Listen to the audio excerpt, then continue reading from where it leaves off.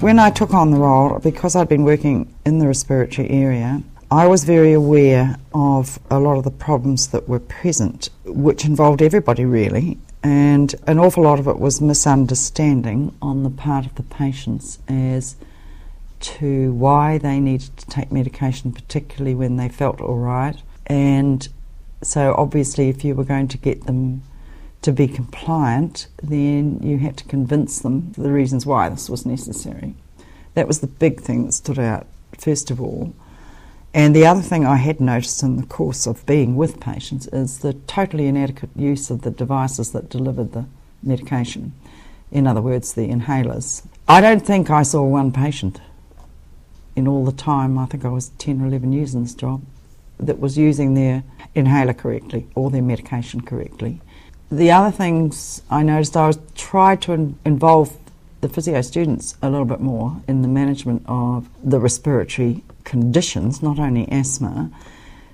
We were not doing an awful lot at that stage, I suppose. We were doing postural drainage, and there's not a lot of that required in asthma. A little bit of teaching breathing techniques. Bunny Thompson had a very active practice where she taught, I think, breath control, breathing techniques and exercises for asthmatic children, because in those days you had a lot of very underdeveloped kids because they'd had quite severe asthma all their lives and they were not very fit. In fact, I think we used to have things called health camps, and a lot of these children finished up in the health camps. I also felt that the medical profession perhaps was not aware of the problems that were there, which I was starting to see, because it takes quite a while for these sort of facts to come out. You've got to talk to people for quite a while, and of course they were restricted by the time they had, whereas I could take as long as I liked.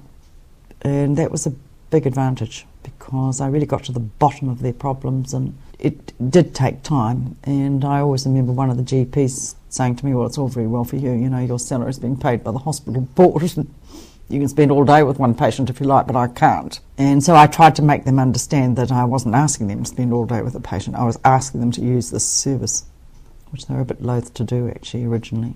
And I think one of the big advantages of taking a sideways step like this was that for the first time in my life I felt as if I really knew the subject, and that gave me the confidence to do whatever I had to do. The students I had in the area, I tried very hard to get them to use their breath control techniques, because you can help patients who are extremely breathless to quite a large degree. Takes a bit of time and patience, but I just think, I used to say, if you go in and you're confident in what you're saying to them and you position them so that they are able to relax to a degree, although relaxation completely is impossible when you're short of breath, and just show them how they can control this breathlessness. In other words, they've got a degree of control themselves if they know what to do, and I felt that was very much within the physio regime and we should be doing it.